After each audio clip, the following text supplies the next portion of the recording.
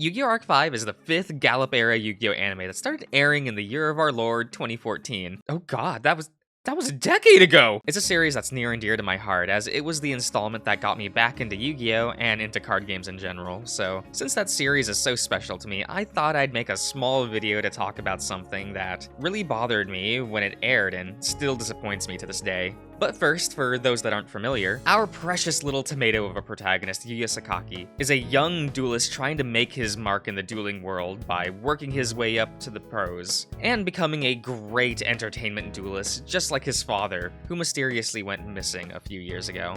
A kind of standard sports anime setup, but the first episode does a great job of getting you invested in Yuya. His Digimon-style goggles weren't just a cool design element, it's his coping mechanism. Early in episode 1, he makes a fool of himself during his duel with Gongensaka. After the duel, he is berated for his performance in the duel. You see him putting on his goggles while complaining about all of the things that went wrong during the duel that weren't exactly his fault, only to storm off. After slamming his face into Gongensaka, you see him remove his goggles. You see a red imprint of his goggles around his teary eyes, making you think that he's tearing up just from the pain of having his goggles smashed into his face. But later in the episode, you see Yuya with his goggles on after running away from his commitments yet again. Sitting alone, he thinks back to a core memory of his father from when he was very young. In the flashback, Yuya is wearing his goggles, and when his father, Yosuke Sakaki, removes his goggles, it's revealed that Yuya had been crying the whole time, showing that Yuya uses his goggles to hide his tears. Most of these moments in early Arc 5, when Yuya tries to hide his tears, are when he thinks he's failed or can't live up to the expectations that others have for him. You get to see all the pressure that Yuya puts on himself, as well as the expectations of others, actually get to him. Now what keeps Yuya going is the support of his friends, and of course, the lessons and passions that Yuya inherited from his father, Yosuke Sakaki. Yosuke Sakaki is the man that created entertainment duels. Duels that were more about the spectacle, and what the name implies, to entertain. Yusho wanted to excite the audience, to put a smile on their faces, as well as his opponents. During Yuya's childhood, Yusho would always try to inspire his son by telling him about how you should always stand your ground and never lose hope, as you will always swing back,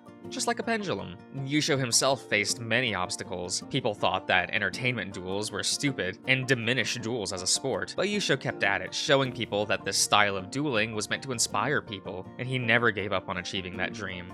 That's how Yusho was portrayed, a man driven to inspire, having the strength to smile through adversity and keep standing with full confidence that you can succeed. It's a childish and sentimental ideal, and yet that's what Yusho stood for. And the monster we would see side by side with Yusho, the monster that would visually symbolize those ideals, was Performapal Sky Magician, Yosuke Sakaki's ace monster. You see him at the start of every episode before the opening theme during the first arc of the series, as well as most flashbacks with Yusho. The Sky Magician flying with Yusho is an iconic image that represents the series, almost as much as Yuya himself, so it was only a matter of time before Performapal Sky Magician would get printed into the card game itself. But since none of the flashbacks ever showed a real turn of any of Yusho's duels, we didn't have any idea of what Sky Magician would even do. Would he support Performapal's or Pendulum Magician strategies, so we could have a cute father-son style deck? Would we get an Effect Monster form and a Pendulum form, just like what happened with Tuning Magician evolving into Harmonizing Magician? Would they go for a more thematic approach and make a card that tries to emulate the themes of smiles that the series was trying to convey? Honestly, at the time, I was pretty excited to see what they would do. But roughly 3 years after Arc 5 started airing, Performapal Sky Magician would finally be printed in the final booster set of the Arc 5 era, Maximum Crisis.